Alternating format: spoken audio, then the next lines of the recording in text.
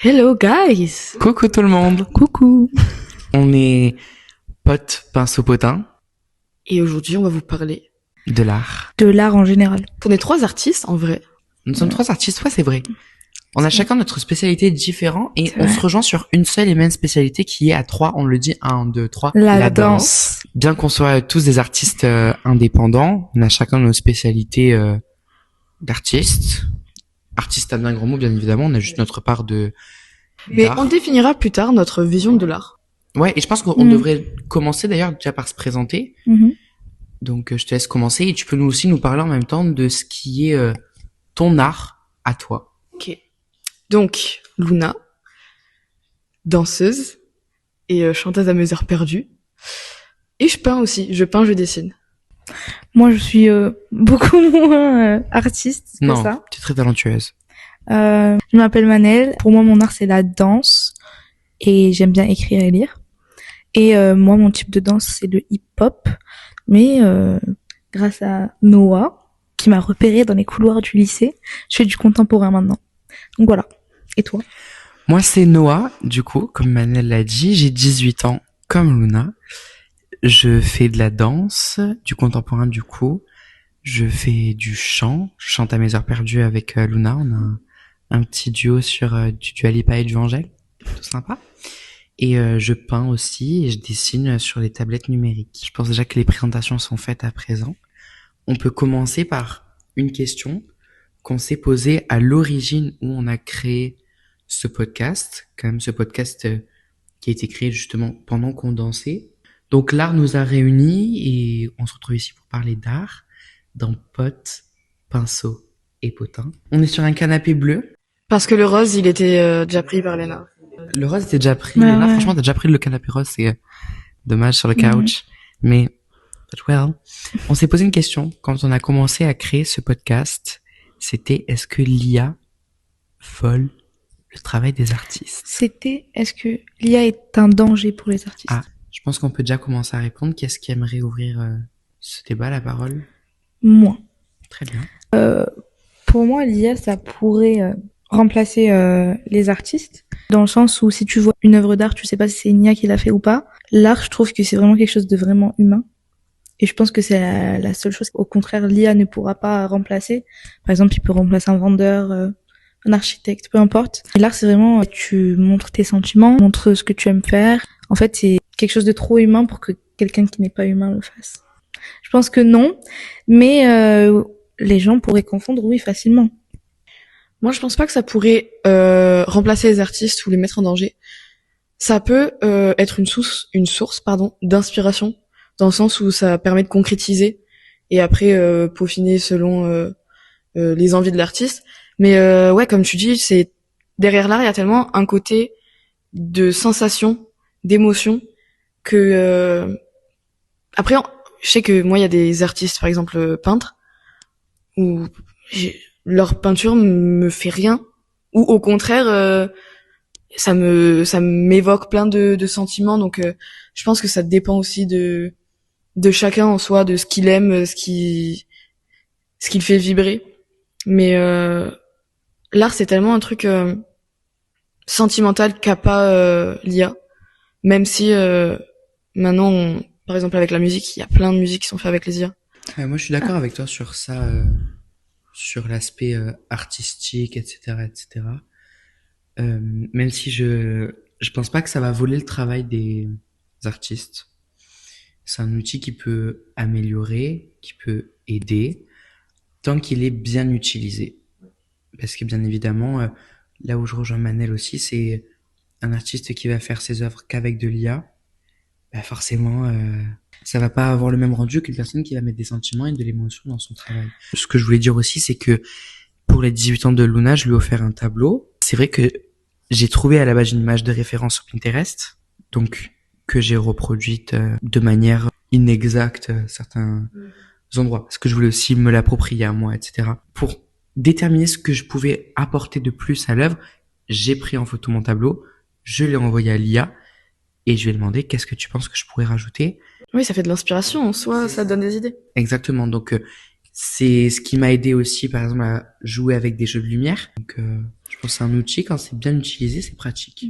Dans cette question, je pense qu'on parle plus de l'art fait à la main, donc les peintures, les livres, etc. Mais dans la danse, c'est un peu plus compliqué, non? Je pense que tu L'IA peux pour la danse? créer une danse. Ce que je veux dire, c'est que comme toi t'as fait, t'as utilisé l'IA, mais tu l'as reproduit toi avec tes mains, le tableau. Ah, j'ai pas utilisé l'IA, c'est pas l'IA qui a fait le tableau. Oui, L'IA, elle a juste oui, rajouté j'ai des compris, touches mais tu l'as dessus. pas après imprimé et donné à. Ah non, Ce non. que je veux dire, c'est que tu l'as refait. Et imaginons avec la danse, on peut très bien utiliser l'IA pour créer une danse, mais au final, c'est nous qu'on va danser. Donc Oui, il y aura toujours il reste cette une part voilà. d'humain au final. Exactement. Mais par exemple, pour des affiches, que ce soit publicitaire et tout, de plus en plus, il y a de l'IA. Et ça, je supporte pas. Moi, je sais que je regarde énormément YouTube. Oui. Et je sais que chaque pub, je tombe sur la marque. On peut dire les marques? On va pas faire du mark dropping. Je tombe sur une marque connue de grande surface avec un petit oiseau rouge. Voilà. Et qui a fait en fait une campagne avec que de l'IA. Et c'est bête Je puisque trouve ça terrible. En fait, ça vole grave du travail, j'ai l'impression. parce qu'en plus c'est en fait c'est une dame qui est faite en IA qui va présenter les produits de la marque. Ça dure quelques secondes. Je suis désolé, mais ils auraient très bien pu appeler une comédienne pour faire ça. Et ça va tellement nous rendre encore plus paresseux. L'intelligence artificielle. On est déjà paresseux de notre génération. On fait rien. Et puis même maintenant avec... j'ai parlé la dernière fois avec mon frère et tout. Et en fait, tout ce qui est réseaux sociaux, etc., etc., on n'a plus d'ennui. En fait, on ne crée plus l'ennui. Chose que nos parents avaient, nos grands-parents avaient, etc. Ils connaissaient l'ennui. Faut qu'on réapprenne à s'ennuyer. Il faut qu'on réapprenne à s'ennuyer complètement parce que maintenant, dès qu'on est un peu ennuyé, on est hyper frustré et énervé. Alors que non. C'est ok de se faire chier. De s'ennuyer, c'est ok d'être là en mode franchement, je fais rien, je me fais chier, frère. C'est trop normal, bien. tu vois. Trop bien. De quoi trop bien? Mais c'est trop bien d'être ennuyé. Mais oui, c'est pratique de Cool. s'ennuyer. Parce que même c'est là où tu trouves de la créativité. Quand tu t'ennuies. C'est là que tu réfléchis, hein. Que C'est tu ça. rêves, genre, que t'écoutes la voix dans ta tête, quoi. Moi, j'avais une question pour vous. Quand est-ce que vous êtes tombé, entre guillemets, dans l'art? Qu'est-ce qui vous a fait découvrir ce monde et ce qui vous a plu là-dedans? Moi, j'ai toujours eu une famille d'artistes. Parce que ma mère est couturière de profession. Mon grand-père était cuisinier dans le cinéma. Donc, c'est aussi une forme d'art, la cuisine et le cinéma. Mon frère dessinait beaucoup. Mon arrière-grand-mère, elle prenait des cours de peinture et elle peint super bien. Et moi, j'ai toujours baigné dans cette forme-là d'art. Je me rappelle de mon père qui avait acheté des Posca pour dessiner sur les Stan Smith à ma mère. Enfin, tu vois, enfin, plein de petits trucs comme ça. Moi, je sais que pendant le Covid, on avait les tablettes du lycée, les tablettes du collège, enfin, tout ça. Je dessinais à fond dessus, je me la régalais. Je dessinais même sur papier, je me régalais aussi tout autant. Enfin, voilà. Et c'est vraiment le confinement, en fait, qui a créé l'ennui. Et du coup, c'est là qu'on est productif. Je sais que moi, je suis productif quand je suis ennuyé. Je sais même si, maintenant, dès que j'ai un peu d'ennui, j'allume mon téléphone et je scrolle à mort sur TikTok. Et voilà, après, sinon, pour être tombé dans l'art de la danse, j'ai toujours dansé depuis tout petit. J'ai fait 6 ans de hip-hop. Après, j'ai rejoint l'option. Enfin, voilà. Moi, c'est tout le contraire. Depuis petite, j'aime l'art, mais j'ai baigné dans une famille qui... L'art, on s'en fout. Complètement, en fait. C'est pas un sujet, quoi. Mais moi, je pense que j'aimais l'art, mais pas un peu dans la norme, quoi. J'aimais bien écouter de la musique, j'aimais bien lire, dessiner, mais quand je m'ennuie, quoi. Et j'ai déménagé à l'étranger. Et quand j'ai déménagé à l'étranger, j'ai commencé le hip-hop. J'ai pas fait longtemps, j'ai dû faire 2 ans, je pense. C'était où que t'avais déménagé? À Dubaï. J'ai fait du hip-hop là-bas. Et en fait, ça a été très intense d'un coup. Je dansais pas avant. Et j'ai d'un coup dansé, j'ai d'un coup bien dansé. Et en fait, tout est allé vite. J'ai commencé à danser pour certaines marques, pour certains spectacles. Et Certaines marques très connues de mode sportswear, de chaussures, sponsor de beaucoup de clubs de foot. Bon, on taira le nom. Voilà, on taira le nom, mais Moi, je devais avoir 11-12 ans. Et puis après, je suis revenue en France, à Macron. Et ben, j'avais complètement arrêté la danse, en fait. Et puis, voilà, j'ai rencontré Noah et je me suis mis à la danse contemporaine qui est tout le contraire du hip-hop. Le hip-hop, tu choisis la musique, puis après tu crées une danse en fonction de la musique. Le contemporain, c'est t'as une musique, t'as pas de musique, et après tu t'appropries la musique avec ta danse. Donc c'est vraiment le contraire, quoi. Moi, j'arrive pas à créer sans avoir la musique. Ça m'inspire tellement la musique, que ce soit dans la qualité de corps, dans les intentions que tu mets dedans, ouais. C'est pour ça que j'admire les gens qui dansent sans musique. Tu sais, sur scène et que c'est le silence et que tu danses, c'est... le silence est bruyant. Mhm.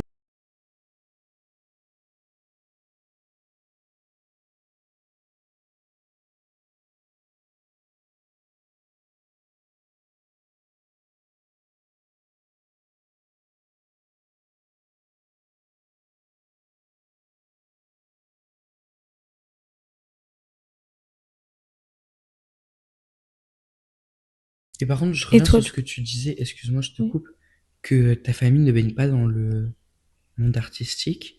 Mhm. Ben, ils y sont baignés quand toi tu es rentré dans la danse, mais surtout, on est actuellement dans la villa de ton oncle. Oui. Je suis désolé, mais il y a des références artistiques. On a des statues, on a des couleurs qui matchent bien. On est obligé quelque part d'avoir une part artistique. Ok. Sinon, le choix des couleurs n'aurait pas Je été. vais me corriger moi-même. Mes Non. oncles sont dans l'immobilier, Ok, c'est pour ça. donc oui, ils baignent dans l'art, mais pas dans le même art que moi, on va dire. Ok, dans l'art décoratif plutôt. Voilà. Et sinon, oui, ils font de l'immobilier, donc du coup c'est plus dans voilà tout ce qui est matcher les couleurs, etc. Mhm. Mais sinon, on n'allait pas tous les dimanches aller voir des spectacles de danse ou du théâtre, etc. C'est moi qui a montré tout ça à ma mère et à mes petits frères et sœurs pour que maintenant on baigne dans l'art parce que c'est très important. L'art, c'est très important Mhm. pour tout et plein de choses. Hein. Enfin, Ça quand t'ouvre on à était énormément enfant, énormément de choses. Bien C'est- sûr. C'est dingue. puis quand on était enfant, nos premiers jeux de rôle, c'était de l'acting. Ouais, ouais. En soi. Quand on jouait dans la cour de récré et tout, on faisait clairement de Oui, l'acting. t'incarnes un personnage, et en tout. soi, Mais t'incarnes un ouais. personnage, de fou. Après, l'imagination de l'enfant éveille tellement à l'art. Ah, bien sûr. Mhm. Parce que oui, Ça Alice au le- Pays des Merveilles, on peut le voir. Hein. Oui, oui. Mhm. Moi, quand j'étais petit, je rêvais de tomber dans le terrier d'Alice. Même si j'avais En peur. parlant de ça, j'ai un lien hyper spécial avec le rêve. Mm. C'est-à-dire à chaque fois de rêve, à chaque fois que je dors, je fais des rêves toujours vraiment loufoques, mais qui sont vraiment magnifiques. Donc ça veut dire que je pourrais les écrire et en faire des histoires. Ouais. Bah fait. Et c'est ce que mon ami m'a dit de faire, mais je ne peux pas travailler dans ça. C'est lequel ton ami? Je connais pas assez de Paris, Ok. je peux pas connaître. Et Je croyais que c'était celui d'ici. non. Et du coup, quand je fais des rêves, c'est tout le temps des rêves que je me souviens et que j'y repense plusieurs fois et qu'à chaque fois, je m'en rappelle et que quand je me réveille, je continue à me faire l'histoire en ajoutant des Mmh. détails. Et donc à chaque fois, pour moi, dormir, c'est vraiment mon moment préféré parce que je vis à chaque fois des histoires hyper différentes, dignes des meilleurs films d'Hollywood, quoi. Ça, c'est cool. Ouais. Le rêve, ça inspire aussi. Moi, je sais, When quand we j'étais fall petit- asleep, where do we go? Ouais, ben oui. Ouais. Bien évidemment, Billie Eilish l'a dit. Mm. Moi, je sais, quand j'étais petit, je faisais des films. Enfin, je re-regardais des films dans ma tête. Mhm. Je sais très bien que si je me concentre, je peux re-regarder la totalité des Shrek. Au moins, le premier, de sûr et certain, je peux me le refaire full dans la tête. Genre, Mm. je ferme les yeux pour m'endormir, ben hop, je m'imagine et je regarde Shrek et je m'endors cash. Après, maintenant, c'est sûr, je le fais plus, puisque maintenant, on a les écrans, Mm. etc. et tout. Moi, je le faisais beaucoup quand j'étais petit, où j'avais pas d'écran dans ma Ouais, chambre. ouais. Maintenant que j'ai un téléphone et une tablette, ben, je peux pas m'endormir le soir si jamais j'ai pas regardé ma petite vidéo YouTube et que je m'endors pas avec du bruit. Mm. Tu vois, et c'est... Mais moi, quand je vais pour m'endormir, je mets de la musique en fond et je commence mon rêve dans ma tête. Ouais. Et après, quand je m'endors, ben, le rêve, il se continue. Et je pense, moi, mon art préféré, à part la danse, c'est l'art que je fais pas, juste l'art que je regarde, c'est les films, mais les films vraiment bien fait, où toutes les couleurs comptent, tous les mots comptent. Genre La La Land.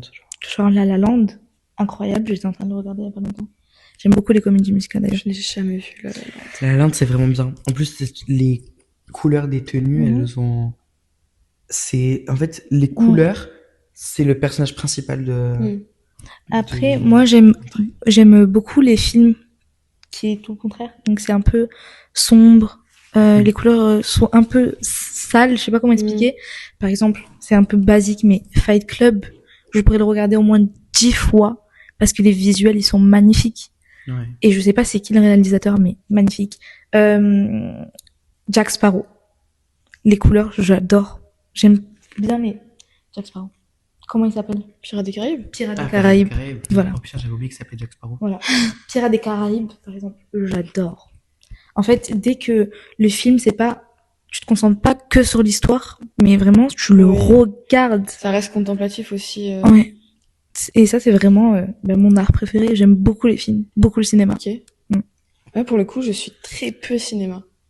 C'est-à-dire que j'ai les films que j'aime bien, genre une dizaine de films que j'aime bien, et je les regarde en boucle. Ok, je comprends. Et à chaque fois, du coup, dès que je regarde un nouveau film, c'est soit au bout de 5 minutes, je me fais chier et j'arrête, Soit il rentre dans la boucle. soit il rentre dans la boucle infernale. Ok. Genre. Je suis complètement d'accord avec toi parce que moi aussi j'adore le cinéma. Je suis beaucoup plus série, par contre, que cinéma. Ça, c'est plutôt le domaine de mon frère, tout ce qui est cinématographique et tout. Et je regarde des films en boucle. Je peux pas m'en passer. En fait, je peux pas m'en passer parce que genre c'est réconfortant de voir tout le temps le même film. Tu Ouais, sais c'est un peu une exactement safe ce qui va se place. passer, etc.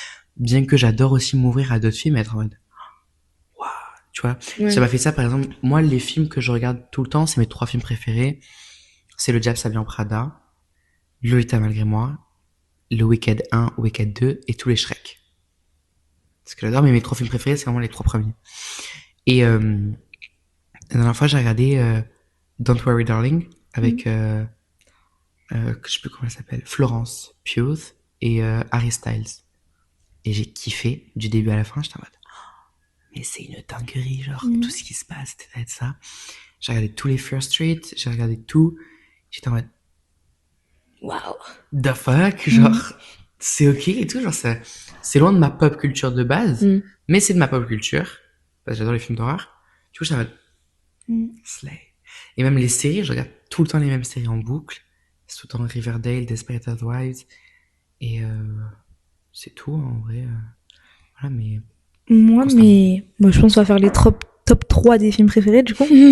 Mon top 3, c'est vraiment 3 films différents. Les 2 premiers, c'est un peu la réponse de un peu tout le monde quand on te dit quoi tes films préférés. Mais je pense parce que c'est vraiment des bangers, du coup. Il y a Interstellar. J'ai adoré le plot à Je la fin. n'ai jamais vu Interstellar. Je l'ai vu, mais en fait, j'ai trouvé tellement long. Non, mais j'adore. Bon, moi, Interstellar et Titanic, c'est la même chose. Et quoi? Titanic. Titanic, c'est dans l'eau. Interstellar, c'est dans l'espace. Mais à un moment donné, ils ont les pieds dans l'eau. Oui, parce que c'est C'est une autre planète. c'est une autre planète. C'est la planète Water. C'est la planète Wet. La planète wet. Du coup, c'est Interstellar que j'ai C'est la adoré. planète... Attends, pardon. C'est la planète de Tyla. Make me sweat. Make me On peut me laisser parler, hein. Tu as coupé Manel pour une blague. Donc Interstellar, ça se passe dans l'espace. Je déteste les films de l'astronomie. Non. Gastronomie. Astronomie. Astronomie. Ah, gastronomique, c'est pas... Gastronomie, c'est pour le manger. Manger. Eh oui. Ce que je fais depuis une heure. Bref, du coup, je déteste les films de l'espace, mais là, je me suis fait confiance et je l'ai regardé et j'ai adoré. Le deuxième, du coup, que j'ai déjà cité, Fight Club, ça parle, je vais essayer de dire le début, je pense. Ça parle d'un mec qui est en dépression et qui arrive pas à dormir et qui rencontre un mec et ils font de la bagarre et ils créent un truc de bagarre. Mais les règles du Fight Club, c'est qu'il ne faut pas en parler. Oui, mais c'est vrai. Et je l'ai jamais vu, le film. On va couper cette partie. Merci, Et Jenny. le troisième film, c'est To the Bone, qui est incroyable. C'est un film de cannibale. Et Et le pire, c'est qu'elle a dit, il est incroyable. il est incroyable. Et t'as dit cannibale avec un grand sourire. Il est incroyable, c'est un Mais film attends. de cannibalisme. Dès que je regarde un nouveau film, c'est soit au bout de 5 minutes, je me fais chier et j'arrête, Soit il rentre dans la boucle. soit il rentre dans la boucle Ok. infernale. Je Genre. suis complètement d'accord avec toi parce que moi aussi, j'adore le cinéma. Je suis beaucoup plus série, par contre, que cinéma. Ça, c'est plutôt le domaine de mon frère, tout ce qui est cinématographique et tout. Et je regarde des films en boucle. Je peux pas m'en passer. Je peux pas m'en passer parce que genre c'est réconfortant de voir tout le temps le même film. Tu Ouais, sais c'est un peu une exactement safe ce qui va se place. passer, etc. Bien que j'adore aussi m'ouvrir à d'autres films et être en mode, waouh, tu vois. Ouais. Ça m'a fait ça, par exemple. Moi, les films que je regarde tout le temps, c'est mes 3 films préférés. C'est Le Diable s'habille en Prada, Lolita malgré moi, Le Wicked 1, Wicked 2 et tous les Shrek. Parce que j'adore, mais mes 3 films préférés, c'est vraiment les 3 premiers. Et la dernière fois, j'ai regardé Don't Worry Darling avec, je sais plus comment elle s'appelle, Florence Pugh et Harry Styles. Et j'ai kiffé du début à la fin. J'étais en mode, mais c'est une dinguerie, genre tout ce qui se passe, etc. J'ai regardé tous les First Street, j'ai regardé tout. J'étais en mode, Waouh. the fuck, genre c'est ok et tout, genre c'est loin de ma pop culture de base, mais c'est de ma pop culture parce que j'adore les films d'horreur. Du coup, j'étais en mode slay. Et même les séries, je regarde tout le temps les mêmes séries en boucle. C'est tout le temps Riverdale, Desperate Housewives et c'est tout en vrai. Voilà, mais Moi, constamment. bon, je pense qu'on va faire les top 3 des films préférés, du coup. Mon top 3, c'est vraiment 3 films différents. Les 2 premiers, c'est un peu la réponse de un peu tout le monde quand on te dit quoi tes films préférés. Mais je pense parce que c'est vraiment des bangers, du coup. Il y a Interstellar. J'ai adoré le plot à Je la fin. n'ai jamais vu Interstellar. Je l'ai vu, mais en fait, j'ai trouvé tellement long. Ah oui, j'adore. Bon, moi, Interstellar et Titanic, c'est la même chose. Et quoi? Titanic. Titanic, c'est dans l'eau. Interstellar, c'est dans l'espace. Mais à un moment donné, ils ont les pieds dans l'eau. Oui, parce que c'est une autre planète. c'est une autre planète. C'est la planète Water. C'est la planète Wet. La planète wet. Du coup, c'est Interstellar que j'ai C'est la adoré. planète, attends, pardon. C'est la planète de Tyla. Make me sweat. Make me Tu peux me laisser parler, hein. Tu as coupé Manel pour une blague. Donc Interstellar, ça se passe dans l'espace. Je déteste les films de l'astronomie. Non. Gastronomie. Astronomie. Astronomie. Ah, gastronomique, c'est pas Gastronomie, c'est le pour manger. manger. Eh oui. Ce que je fais depuis une heure. Bref, du coup, je déteste les films de l'espace, mais là, je me suis fait confiance et je l'ai regardé et j'ai adoré. Le deuxième, du coup, que j'ai déjà cité, Fight Club, ça parle, je vais essayer de dire le début, je pense. Ça parle d'un mec qui est en dépression et qui arrive pas à dormir et qui rencontre un mec et ils font de la bagarre et ils créent un truc de bagarre. Mais les règles du Fight Club, c'est qu'il ne faut pas en parler. Oui, mais c'est vrai. Et j'ai jamais vu le film. On va couper cette partie. Merci, Et Jenny. le troisième film, c'est To the Bone, qui est incroyable. C'est un film de cannibale. Et Et le pire, c'est qu'elle a dit, il est incroyable. il est incroyable. Et t'as dit cannibale avec un grand sourire. Il est incroyable, c'est un Mais film de attends. cannibalisme. L'acteur, c'est pas Tom Holland, l'autre qui lui ressemble. Théo, non. Le mec de Kylie Jenner, Timothée Chalamet. Timothée Chalamet. Mais Il ressemble RAV à- avec Tom Holland. C'est un RAV, mais là, tu t'es fait un Ok, tunnel bref. toute seule. Tom Holland, non, Timothée Chalamet et une autre fille qui est magnifique d'ailleurs. Et en fait, le cannibalisme, il représente l'amour dans le film. Et pareil, les couleurs sont un peu sales et tout. J'aime bien le mood. Et il est magnifique. La fin, j'ai pleuré. Est-ce que vous avez vu le film The Drama? Oui, j'ai pas aimé. Évidemment. Tu vas me demander est-ce que t'as vu ce Je trouve film. que Je vais le forcément film- te dire non. Sert à rien. Le plot est nul. La bande-annonce, je suis désolée, la bande-annonce, ils ont pris un très gros risque de mettre, genre, tout le film, c'est à propos, quel est le drama, tu vois. Mm. Et le drama est nul. Le drama est au bout de 10 minutes du film. Et surtout, je vais pas dire parce que ça va spoiler après. C'est nul.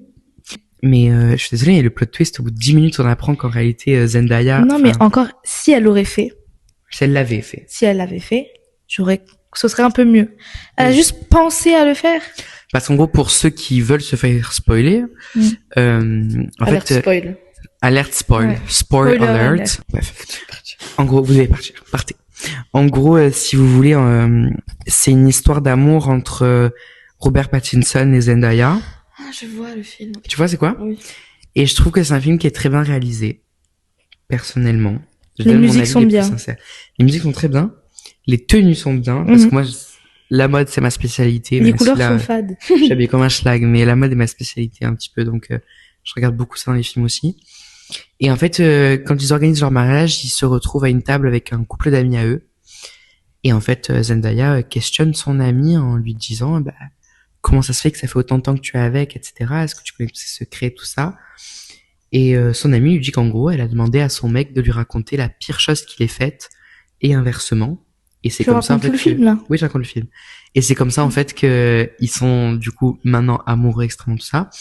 Donc Robert Pattinson a décidé de faire la même chose devant, du coup, leur couple d'amis.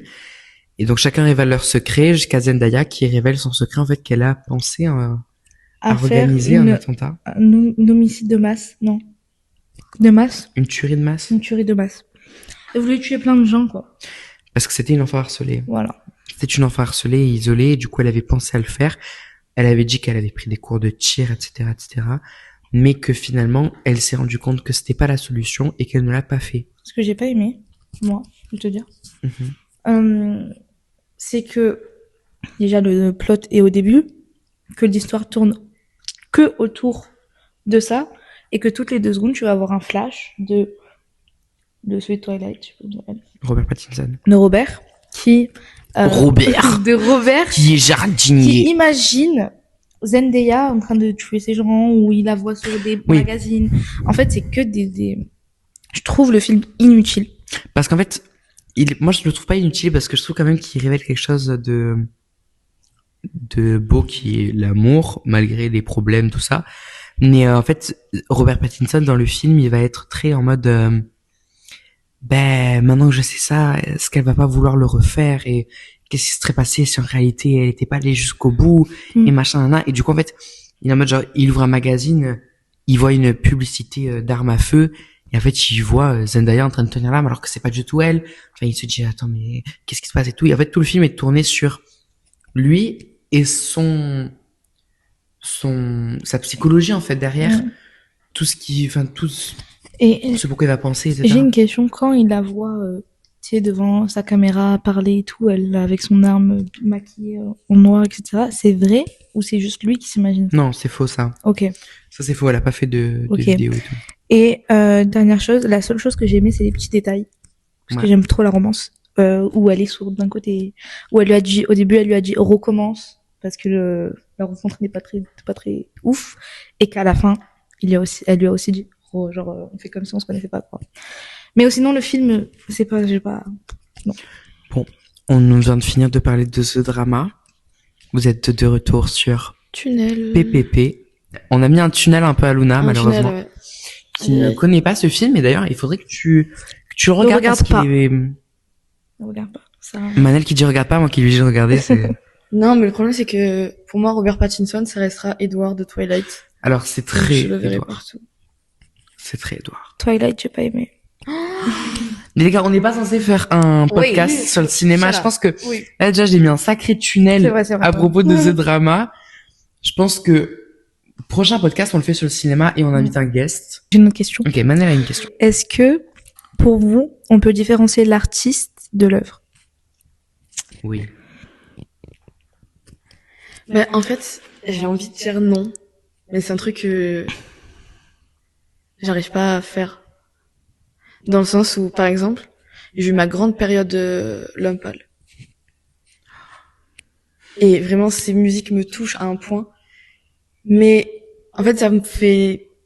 Quand j'écoute maintenant, je suis un peu dubitative dans le sens où Moi je sais ce qu'il a fait. je sais ce qu'il a fait. Il a fait quoi? Il a fait des trucs non consentis. Ok. Et du coup, pour toi, non, mais t'arrives pas. Voilà. Ok.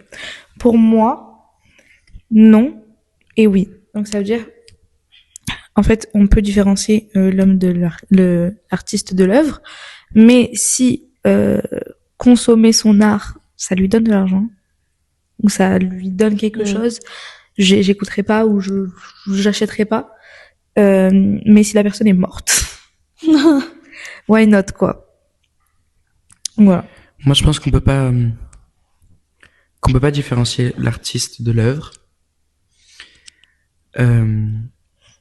Pour moi, par exemple Pablo Picasso, c'est tout ce qu'il a fait. Mais après, moi, ça m'arrange parce que je suis pas du tout sensible à ses œuvres, donc... Ben, je suis pas sensible non plus à ses œuvres, tu vois. Ça me fait ni chaud ni froid, c'est un aplat de couleurs pour moi. Enfin, c'est pas ma gamme.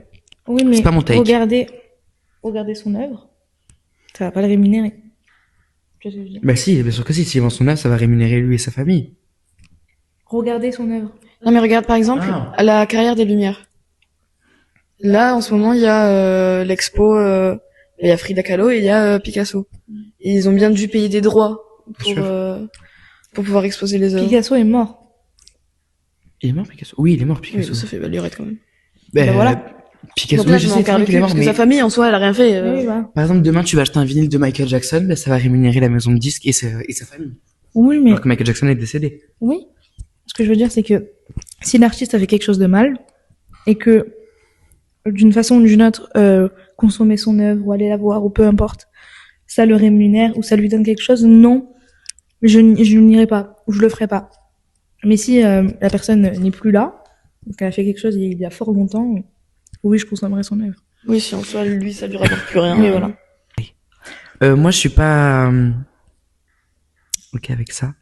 Pas parce que je comprends ce que tu veux dire. Mhm. Je comprends complètement parce que je suis sûr que certaines personnes qui regardent le podcast pensent la même chose.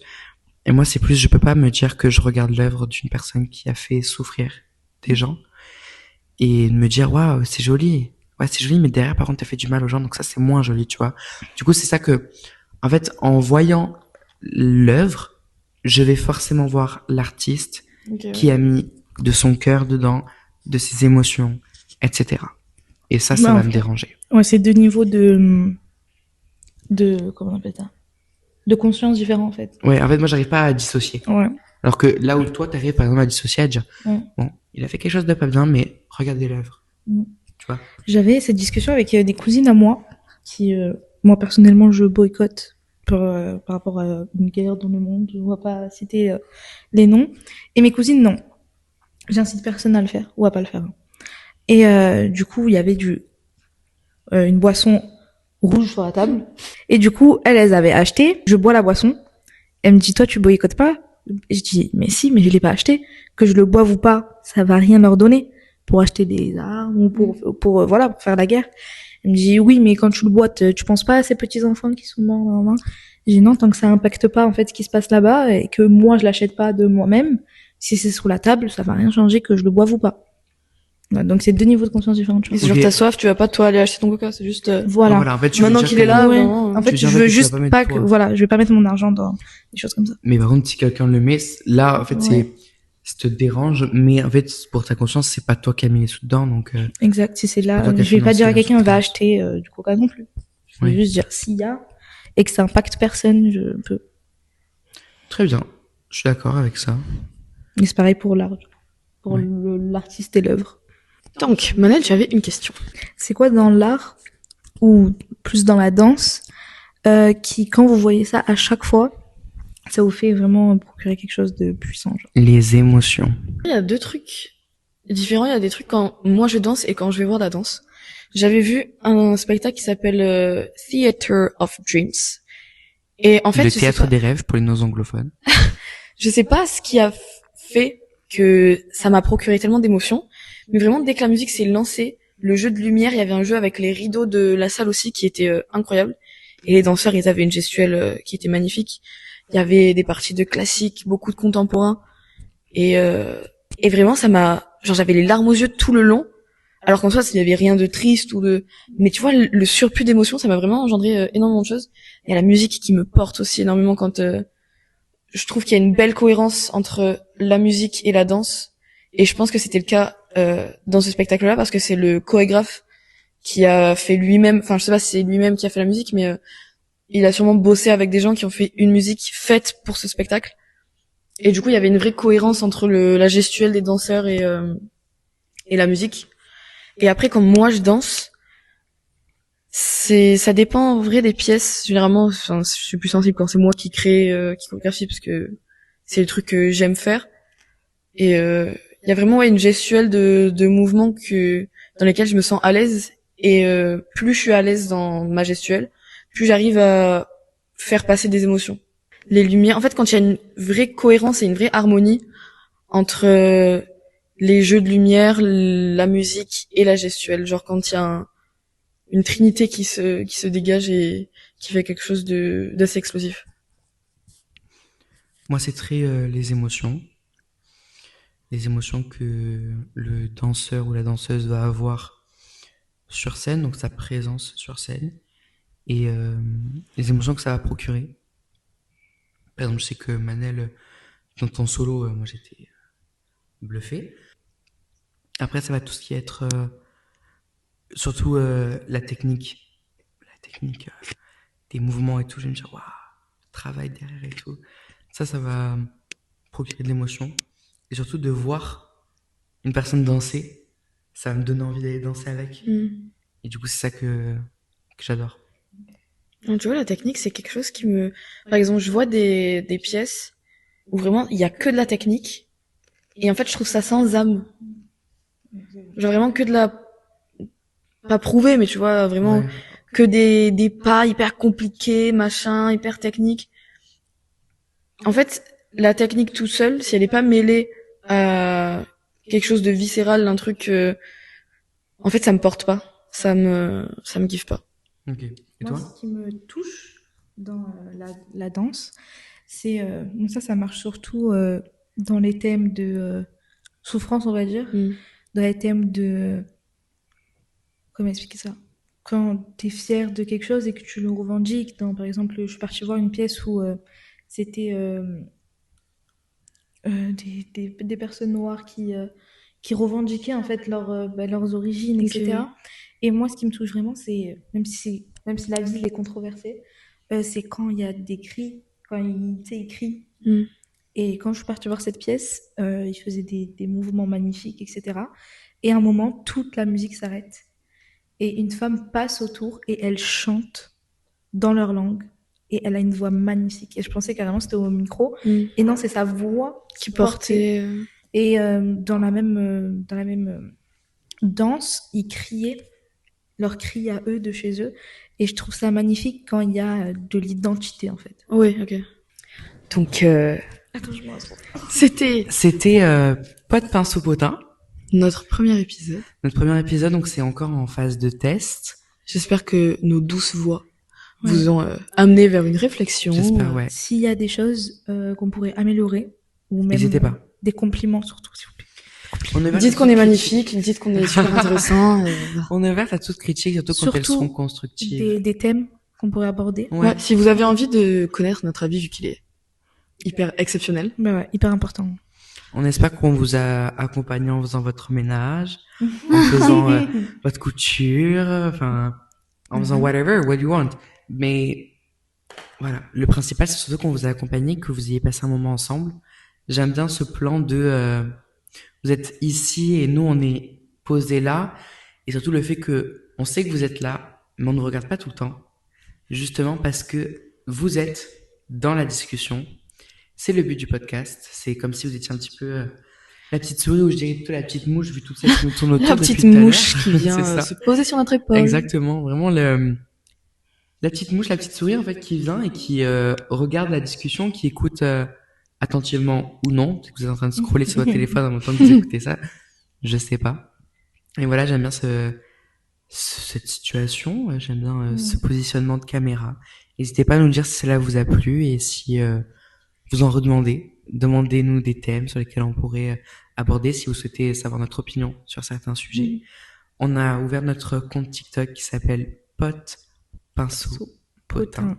Bien évidemment, c'est le nom de notre podcast avec le hashtag PPP que vous pourrez utiliser si vous voulez. On vous fait de gros bisous. On vous adore. Bye bye bientôt. Les copains. Oui, bye Ciao, bye ciao. tout le monde. Bye. Vous avez pas la ref?